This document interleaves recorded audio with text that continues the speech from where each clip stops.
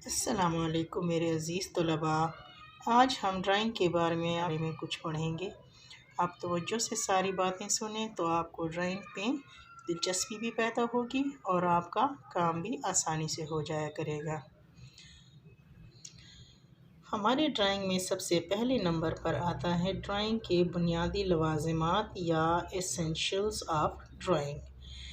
ये ऐसी ज़रूरी और बुनियादी चीज़ें होती हैं जिसकी मदद से आप अपने ड्राइंग के काम को आसानी के साथ तकमील करते हैं।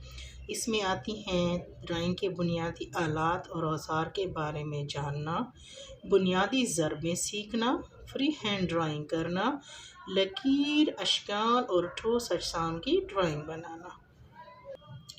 सबसे पहले नंबर पर है ड्राइंग और ज्योमेट्री के औज़ार यानी drawings and geometrical instruments. Drawing के लिए मंदरज झेल औज़ार का होना लाजमी है। स्केचबुक ऐसी किताब को कहते हैं जिसमें इब्तदाई खाके खींचे जाते हैं जिसे बाद में एक मुकम्मल तस्वीर में तब्दील किया जाता है। स्केचबुक को स्टूडेंट हमेशा अपने पास रखें। क्यों? ताकि जब भी आप किसी चीज़ का खाका बनाना चाहें तो उसको उसमें महफूज कर सकें। यानी आसान अल्फाज में वो नोटबुक है जिसमें आप ड्राइंग की प्रैक्टिस या मशक करती हैं या उसमें छोटे इब्तदाई फ्री हैंड खाके बनाते हैं जिसको बाद में एक मुकम्मल तस्वीर की शक्ल दे दी जाती है। ये इसकी तस्वीर है, छोटी सी किताब है और इसको हमेशा अपने पास रखना चाहिए। ये आपके बहुत काम आने वाली चीज़ है और ये आपके ड्राइंग में बहुत मुआवन और मददगार होती है। इससे आपके प्रैक्टिकल वर्क को शो करने में आसानी रहती है। दूसरे नंबर पर है आपकी ड्राइंग की शीट्स। ड्राइंग शीट वो शीट्स हैं जो कि हम आम तौर पर ड्राइंग शीट इस्तेमाल करते हैं इसलिए कि हम किसी चीज़ को उसके ऊपर ड्रा कर सकें या कोई ड्राइंग बना सकें। ये मुख्तलिफ साइज़ और साख्त के होते हैं। आप अपनी ज़रूरत के मुताबिक इसको काट भी सकते हैं। ड्राइंग शीट को अगर मिसाल दी जाए तो ये बहुत बड़ी उसमें होते हैं, कई तरह की होती हैं। आम तौर पर जो शीट इस्तेमाल होती है वो हम अक्सर क्लासेस में जो डेकोरेशन के लिए या नमूने के लिए जो चार्ट्स लगाते हैं दीवारों पे, ये वो चार्ट वाली शीट है जिसको ड्राइंग की ज़ुबान में ड्राइंग शीट कहा जाता है। तीसरा सबसे अहम और जिसको मैं अगर बुनियाद कहूँ ड्राइंग की तो गलत नहीं होगा, वो है पेंसिल। कलर पेंसिल की बात नहीं कर रही, मैं सिर्फ आम सिंपल पेंसिल की बात कर रही हूँ।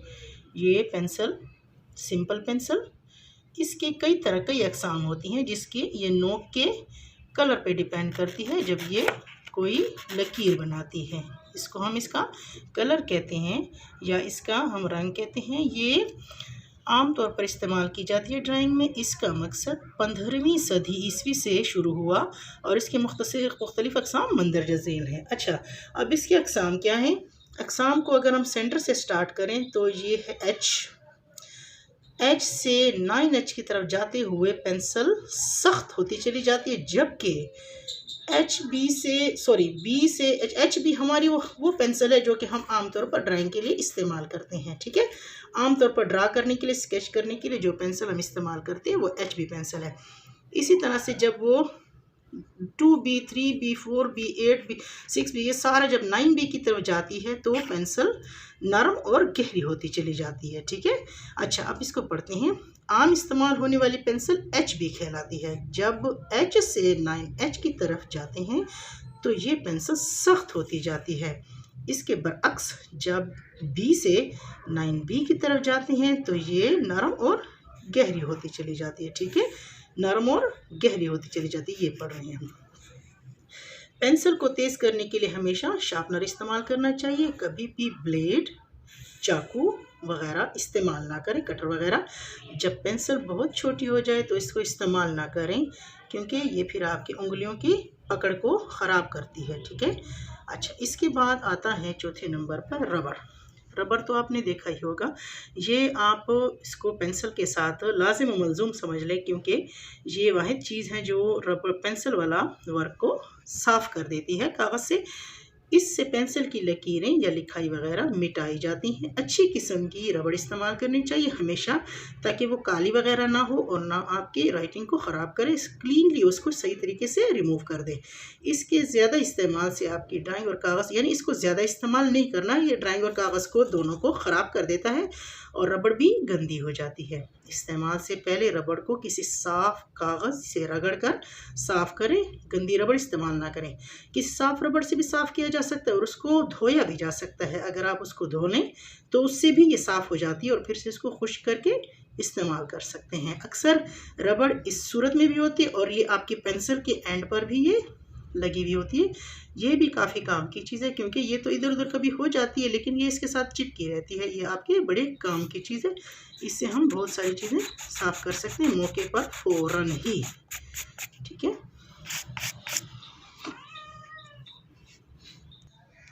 अच्छा माय डियर स्टूडेंट्स, अब देखें, पहले मैंने पेंसिल का जिक्र किया है, पेंसिल के साथ रबर और इसी के साथ साथ शार्पनर।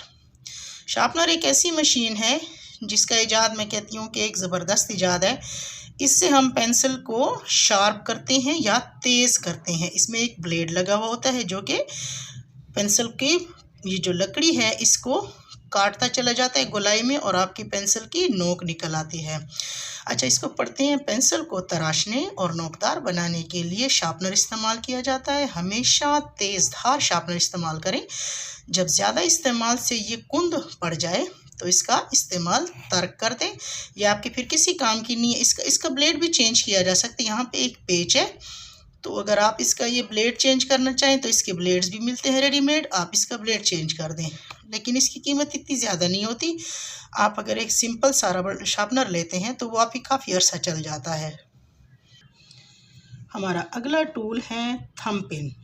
अच्छा, थंब पिन क्या है? थंब पिन ऐसी पिन्स को कहा जाता है जो कि ड्राइंग बोर्ड पर, अब आगे जाकर मैं ड्राइंग बोर्ड के बारे में भी आपको बताऊंगी। ये एक ऐसा बोर्ड होता है जिसके ऊपर आप कागज़ को रख कर ड्राइंग बनाते हैं। इस पर कागज़ लगाया जाता है। ड्राइंग बोर्ड पर कागज़ लगाया जाता है किसकी मदद से? थंब पिन्स की मदद से। इसको इस्तेमाल करते हुए बड़ी एहतियात की ज़रूरत है, क्योंकि ये तेज़ होते हैं, शार्प होते हैं उसकी नोक, ताकि कहीं ज़ख़म ना लग जाए। बहुत ही एहतियात से थंब पिन इसको इसलिए कहा जाता है कि इसको पकड़कर थंब से इसके ऊपर प्रेशर लग दिया जाता है और वो ड्राइंग बोर्ड में चिपक जाता है। यानी कागज़ के ऊपर लगा के ड्राइंग बोर्ड पे कागज़ को सख्त करके लगा दिया जाता है, ताकि अगर आप उसके ऊपर ड्राइंग करें, कलर करें तो इधर उधर हिले नहीं। अगला टूल है हमारे पास रंगदार पेंसिलें या कलर्स पेंसिल्स। अच्छा, अब रंगदार पेंसिलें, पहले तो हमारे पास थी पेंसिलें, तो अब ये रंगदार पेंसिलें क्या हैं? रंगदार पेंसिल ड्राइंग में इतनी ज़रूरी है जितनी कि बाकी कोई भी टूल, क्योंकि ड्राइंग बनाने के बाद, स्केच करने के बाद हमें उसमें कलर करना होता है ताकि वो नेचुरल लगे। स्केच करने के बाद उसमें लाइट एंड शेड दिखाना, उसका ओरिजिनल कलर दिखाना, ये सारा कुछ पेंसिल और रंगदार पेंसिलों की मदद से होता है।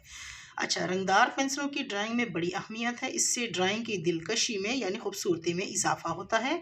इन्हें नोकदार बनाने के लिए तेज़ शार्पनर इस्तेमाल करें। काम ख़त्म करने के बाद इनको गिनना और बॉक्स में रखना ना भूलें, क्योंकि ये आपका मल्टीपल यूज़ काम है कि इसमें आप मुसलसल कई बार इसको इस्तेमाल कर सकते हैं। नहीं, ये नहीं कि एक बार आपने कलर कर लिया तो उसको फेंक दिया, नहीं, उसको बाकायदा सही संभाल के रखने हैं। क्योंकि जब भी आप स्केच बुक में कोई भी स्केच बनाते हैं तो ज़ाहिर है उसको आपने कलर भी तो करना होगा, तो हर बार तो आप कलर नहीं, पेंसिलें नहीं लेंगे। इस्तेमाल के बाद आप उन कलर पेंसिल्स को फिर से रीयूज़ कर सकते हैं। उसको शार्प करके रखें, संभाल के रखें। जब भी ज़रूरत पड़े कलर करने की तो इसको निकालें और कलर करें, फिर से शार्प करें और रख दें।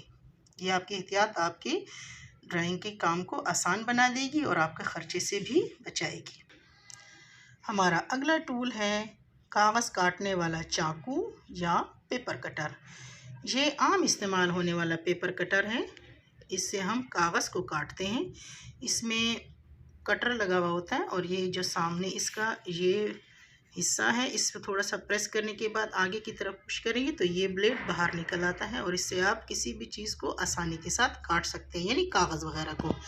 ये कागज़ काटने के लिए इस्तेमाल होता है। इसके इस्तेमाल में बहुत एहतियात, क्योंकि शार्प होता है, तेज़ होता है, इसकी आपकी उंगली को ज़ख़म भी लग सकता है, लिहाजा इसके इस्तेमाल में बहुत ज़्यादा एहतियात की ज़रूरत पड़ती है, क्योंकि इससे ज़ख़म लगने का अंदेशा होता है।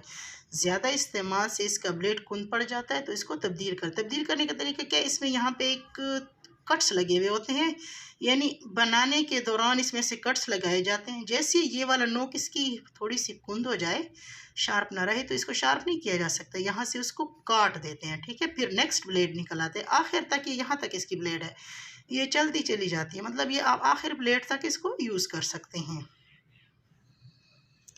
अगले नंबर पर है प्रकार। प्रकार आपने अच्छे से देखी होगी, ये एक ऐसा टूल या आला है जो कि दायरे या कोस खींचने के लिए इस्तेमाल होता है। दायरा, इसके एक कोने पे एक नोकदार हिस्सा होता है, दूसरी तरफ एक से समझ लें एक ऐसा हैंडल होता है या जिसमें ये पेंसिल गुजारी जा सकती है राउंड सर्कल में, और वो इसका ये बेस है। तो ये जहाँ इसको यहाँ पे ठहरा के इसको पेंसिल को गोल गोल घुमाए, यहाँ से पकड़ के इसको गोल गोल घुमाए। इसका जब हम प्रैक्टिकल स्टार्ट करेंगे तो उसमें आपको ज़्यादा वजाहत के साथ मैं बता पाऊँगी। अच्छा, ये कंपास या प्रकार ये दायरे खींचने के लिए इस्तेमाल होती है। इसके अलावा ये इसकी मदद से मुख्तलिफ साइज़ के दायरे और कोस भी खींच सकते हैं। ये दायरा है जब हम बनाते हैं, ये दायरा चले बैज़ा बन गया लेकिन ये दायरा है, लेकिन जब हम आधी चीज़ बनाते हैं या आधा दायरा बनाते हैं तो हम उसको कॉस कहते हैं, ठीक है। ये दायरा बना हुआ है और आधा हम या ऐसी लकीर को हम कॉस कहते हैं, ठीक है।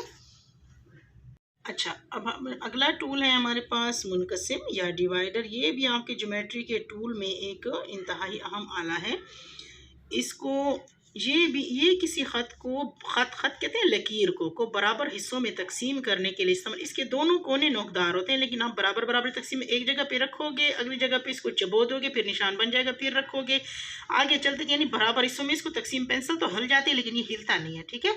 अच्छा, तकसीम करने के लिए इस्तेमाल होता है। इसके अलावा ये दो या दो से ज़्यादा खतूत की लंबाई को मवाजना, ज़ावियों की पैमाइश और तकसीम करने में इस्तेमाल होता है।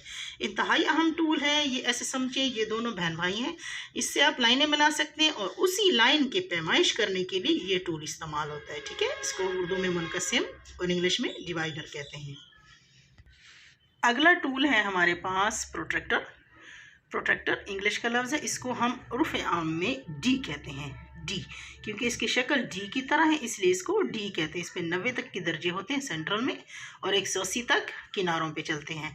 अच्छा, इसको पढ़ते हैं। ये एक अंग्रेज़ी के हर्फ डी की शक्ल का होता है और ये ज़ावियों की पैमाइश के लिए इस्तेमाल होता है। वो लकीर की पैमाइश के लिए और ये ज़ावियों की पैमाइश के लिए इस्तेमाल होते हैं। इसके दो किनारे होते हैं। अच्छा, इसके दो किनारे होते हैं, एक किनारा ये गोल और एक किनारा प्लेन या सीधा होता है, जिस पर दर्जे लिखे होते हैं और ये दर्जे 0 से 180 तक होते हैं। समझ आई?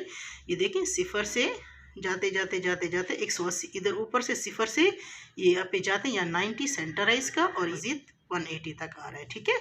दर्जे होते हैं और एक सीधा किनारा होता है, दैट्स वाई स्ट्रेट सीधा लाइन है, जिस पर एक उफ की खत खींचा होता है। इसको उफ की खत, ये देखें यहाँ से लेकर, ठीक है, ये, और इसको दरमियान में एक अमूदी खत कता करती है। ये 90 डिग्री का एंगल है, ठीक है, 90 डिग्री का एंगल, ठीक है। ये देखें, ये 90 डिग्री का एंगल बना हुआ है। अमूमन जब आप स्क्वायर बनाते हैं, रेक्टेंगल बनाते हैं, तो उसमें ये 90 डिग्री का एंगल ही यूज़ होता है, ठीक है। अच्छा, अब आखिर में टूल में जो सबसे इम्पॉर्टेंट या जिसके ऊपर आप ड्राइंग करोगे, या जब मैंने पहले शुरू से बताया था कि थंब पिन के ज़रिए जिस पे कागज़ लगाया जाता है, इसकी शक्ल कुछ यूँ भी होती है, अगर स्टैंड के साथ हो तो यूँ होती है, अगर पड़ा हुआ हालत में तो यूँ इस तरह की होती है। ये नरम लकड़ी से बना एक मुस्ततील बोर्ड होता है, इसकी सतह हमवार होती है। चूँकि ये मुस्ततील की शक्ल का होता है इसलिए इसके तमाम ज़ाविये 90 डिग्री के होते हैं और ये नरम लकड़ी से बनाया जाता है। इसके अंदर खला होती है, ये खाली होता है, इसके किनारे लगे हुए होते हैं और ये ऊपर भी लकड़ी का एक तख्ता लगाया जाता है और नीचे भी लकड़ी का तख्ता होता है। तो उसमें थंब पिन की मदद से जब पिन लगाते हैं तो ये इसमें आसानी के साथ इन हो जाती है और आपका कागज़ हिलता नहीं है। तो आज हमने पढ़ा ड्राइंग के औज़ार या टूल्स या लवाज़िमात। नेक्स्ट सबक तक के लिए आप मुझे इजाज़त दीजिए। अगर आप मेरे चैनल पर नए हैं तो मेरे चैनल को सब्सक्राइब करना बिल्कुल ना भूलें। अगर आपके किसी काम आए हैं मेरे ये सारे सबक तो आप इसको शेयर करें, अच्छी तरह से पढ़ें, देखें, सुनें, अपनी किताब के साथ मुवाज़ना करें। अगर आपको ये वीडियो अच्छी लगी हो तो मेरी हौसला अफजाई के लिए मुझे लाइक करें, मेरे चैनल को लाइक करें, शेयर करें, सब्सक्राइब करें, और ये आपका प्यार होगा, आपकी मोहब्बत होगी और मुझे मज़ीद हौसला मिलेगा कि आपको अच्छी बातें ड्राइंग के और आर्ट्स के हवाले से सिखा सकूं। बहुत शुक्रिया वीडियो देखने का। अल्लाह हाफ़िज़।